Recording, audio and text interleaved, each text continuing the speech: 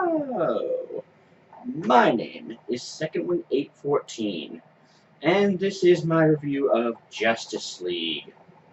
Yes, the newest this movie from DC and Warner Brothers. So, starting out, did I like this movie? Actually, yes, I did. I was very pleasantly surprised. And I will admit, I do went into this movie with low expectations. I did not have high hopes for this movie. Mainly because of the fact that sadly DC movies have not done well in the past, unless you count Wonder Woman, which was fairly successful. But anyways, basically, so yeah. So essentially, the basic plot of this movie in a nutshell, is that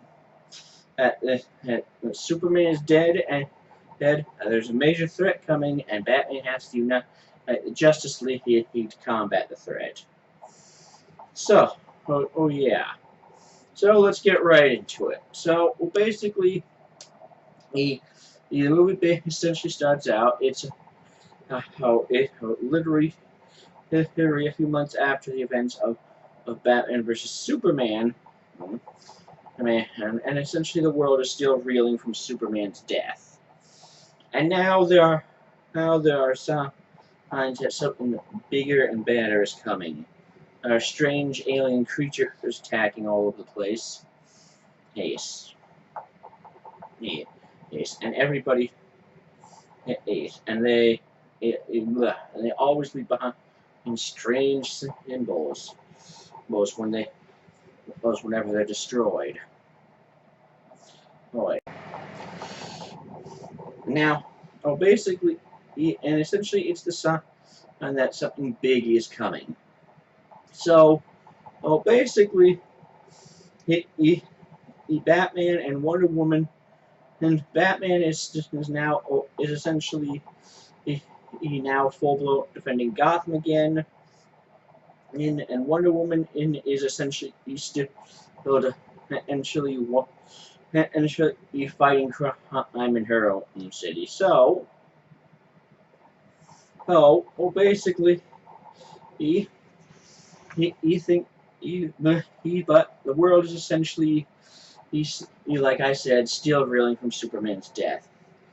And then all of a sudden, and next thing you know, strange activity to happen, and we see that basically these items called, or should I say objects called the mother boxes, basically begin to activate, and call in the main villain of this movie. Now, before we go any further, I do want to address the villain of this movie, who is called Steppenwolf. Yes, and it's spelled the same way as the band. And so if you think of the name, if you instantly think of Born to Be Wild or Magic Carpet Ride, when you hear the name, I don't blame you. Excuse me. Anyways, so yeah, now the critics basically railed this movie because the villain is essentially the all CG. Honestly, though, I didn't mind. If the villain was not terrible looking, I actually thought he looked pretty cool. And I didn't think that the CGI on him was actually bad.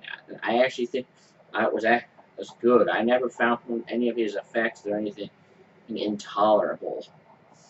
So I just wanted to get that out of the way, and I'll talk a little bit more about what the villain in a second, or I should say, in a few minutes. So, moving on. So essentially, what we have here is Superman is dead, and now there are a series of heroes around the world who basically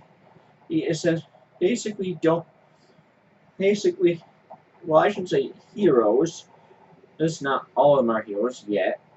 But basically, we have a series of heroes around the world who basically have essentially never fought together before. For example, we have of Aquaman, and played by Jason Momoa, who is basically a loner. There is Flash, who is basically not a fighter, and only uses his gift to essentially keep out of trouble or escape trouble. And then of course there's Cyborg, who unfortunately doesn't even see himself as a hero. No.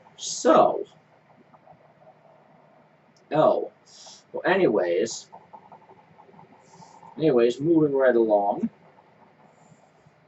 Now, before we go on, let's discuss these characters more in depth. So obviously we have Bruce Wayne as Batman, or Batman. Now, obviously, we don't get much on Batman because we already saw him in Batman v Superman. But basically, we get Batman essentially serves as the team uniter. He's basically the one who brings everybody to the team, and he's still mainly the brains. Haynes. He's basically the one who comes up with the plans. He's basically the tactician. Now, and then of course we have Wonder Woman, who is basically the team leader here. She's essentially the most mature one of the group, and is also basically the glue that holds the team together. Especially since now that Superman is dead. So anyway, and then of course we have Cyborg, or Victor Stone, who was basically in an accident, and now he's been transformed with cybernetic enhancements, but now sees himself as a monster, because basically the majority of him is metal or a robot. And of course we have Aquaman. I think is definitely one of my favorite characters in this movie, next to the Flash. So Flash is essentially the comic relief of this movie. The Flash is clearly the most inexperienced fighter on the team. Victor, or Cyborg, he has never had any experience, but clearly he has weaponry that he knows how to use. Flash clearly has never had any combat experience, and hell, he even admits at one point in the movie that he's basically never actually fought anybody. He's just pushed people and run away. But yeah, Flash is definitely the comic relief. And I have to admit, I love that Flash is hilarious. It's in this movie. Flash is everything. Anytime they told a joke with Flash, I laughed out loud. So yeah, Flash is in the, and of course, was Aquaman and Jason Momoa's character. I actually liked Aquaman as well, because Aquaman did have some funny moments of his own. I mean, granted, I don't think he was nearly as good as Flash, but definitely some moments that made me laugh out loud. Cyborg was clearly the expert of the team on this issue, because Cyborg essentially had an intimate knowledge of the mother boxes. It's because essentially his power was tied to them. Excuse me. Yeah. Excuse me. Sorry about that. Anyways, Cyborg, his powers were essentially tied directly to the mother boxes, and so clearly he served as the group's as the intelligence for the group. He was basically the he's a knowledgeable person on how to deal with this issue, which I kind of liked. Now, Batman obviously was the one who came up with the majority of the plans in this movie. He basically came up with the attack plans, and was basically the one who united the team. Team. He brought them all together. But like I said earlier, Wonder Woman was definitely the one who held the team together. She was essentially the leader of the team in Superman's absence. And so, oh yeah. Now, well, obviously, the Superman, the spoiler alert, Superman does come back in this movie. Excuse me. He is revived, and I think and I actually did like how they did it. That there wasn't some weird, Kryptonian ship of weird technology like they did in Batman v Superman, and with Lex Luthor and all that. So, oh yeah, they used the power of the Mother Box to bring him back, and obviously, they bring him back, and and clearly he's confused. Because he doesn't understand what's going on, which I think is kind of understandable. I mean, let's face it, if you had been dead for months, and all of a sudden you come, and and then all of a sudden are all of a sudden alive again, and looking around, and there's a bunch of people you don't know, I think you'd be kind of scared and confused as well. So anyways, yeah. But honestly, I like Superman in this movie. Now, he's not really in it until essentially the final act, but anyways, I did like his role. He felt whole. I liked how you could kind of connect more to him in this movie. He was a lot more humanized, as I guess you could say. So yeah.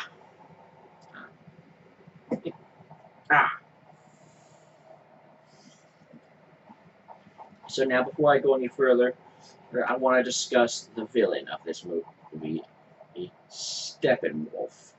Now, if you read the critic reviews, or watch the critic reviews, you probably heard that the villain is basically all CG and that he's horrible. Now, I have to disagree with this. I actually did like this villain, despite him being a CG. I actually thought the CG on him was done very well. Hell, there was not a single point where I thought that the CG on him was bad.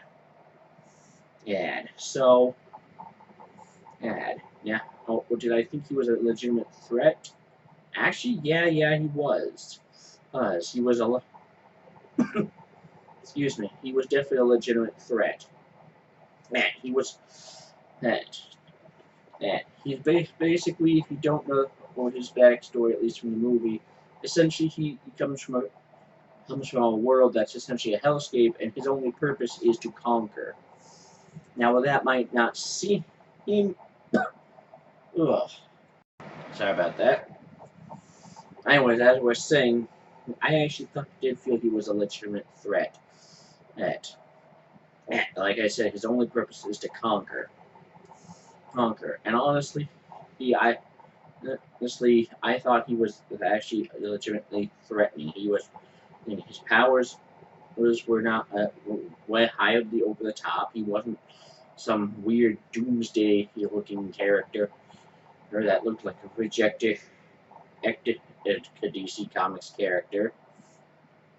And honestly, I thought he served as a great villain for this film, even if some people may have never heard of him before.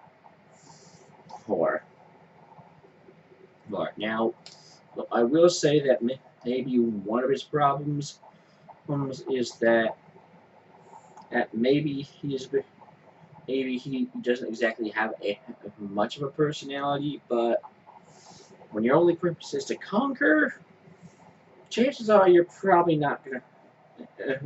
Your chances are you're probably not gonna have much of a personality other than a big dominant, a full iron fist type leader, dude. Yeah. So, yeah. Now, as far as the actual plot of the movie, I actually thought this was a great movie. There were several points of this movie that I did laugh at. There were also several points in where I thought things were serious. Like the point at times when Steppenwolf was invading, like the fight with the Amazon on Steppenwolf legitimately seemed like a threat there. There. Also, the fight in Atlantis. I mean, maybe he didn't exactly see much of a threat there underwater, but honestly, I thought he was definitely a threat there. Look at that. So yeah, and also, and now I'm getting off track. But anyways, so yeah, the plot of this movie, I thought was actually great. There wasn't, it didn't feel dragging at all. It didn't actually feel like it was slow or anything like that. I actually really liked this movie because every part of it was enjoyable. Now, whether or not other people might find it that way, I don't know. But that's just how I found it. So yeah, honestly, I actually found liked this movie a lot more than I've liked previous DC movies. I mean, maybe not more than Wonder Woman, but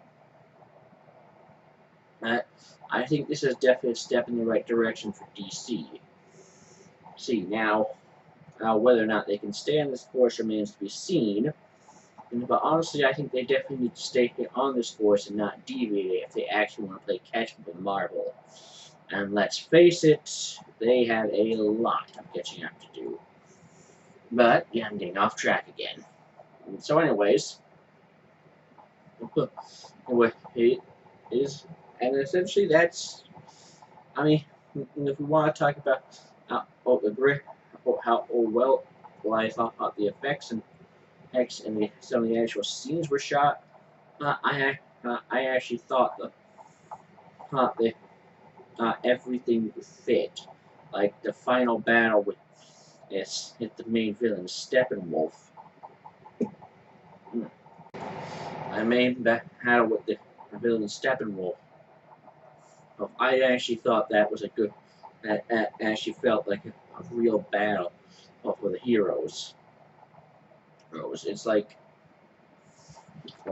and he did seem like a legitimate threat because he literally until how Superman showed up, he was essentially really taking it to them,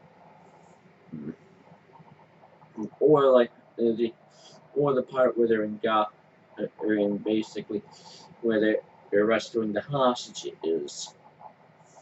Then there's a they're rescuing the hostages. And they end up getting and Steppenwolf destroys the wall when it starts flooding when they're in Gotham Harbor. There, basically, I thought that was actually a legitimate threat there. Yeah, and there are a lot of other scenes that fit well, like Amy Adams taking Clark home. Well, I shouldn't say it's more Clark taking Amy Adams home, but basically a part where Amy Adams essentially, I should say Lois Lane, my bad. Lois Lane basically he creates excuse me. Lois Lane basically helps Superman remember who he is, and essentially show him around, and essentially helps him remember what he's remember, and, and basically shows him around what's happened to the Earth since he's been dead. And so yeah, now, excuse me, it's losing my train of thought. And basically, those are just some of the I guess you could say nitpicks of this movie. I mean, if he wanted to talk negatives about this movie, I guess it is. That's one of the main negatives about this movie is that maybe the fact that this does feel a little rush in terms of the whole scope of the universe of the DC cinematic universe style, because as essentially we saw